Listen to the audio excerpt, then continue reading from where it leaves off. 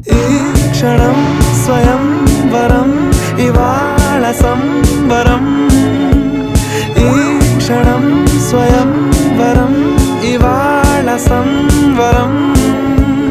వీడుకోలు లేని తోడు అంది స్వాగతం ఈ క్షణం స్వయంవరం ఇవాళ సంబరం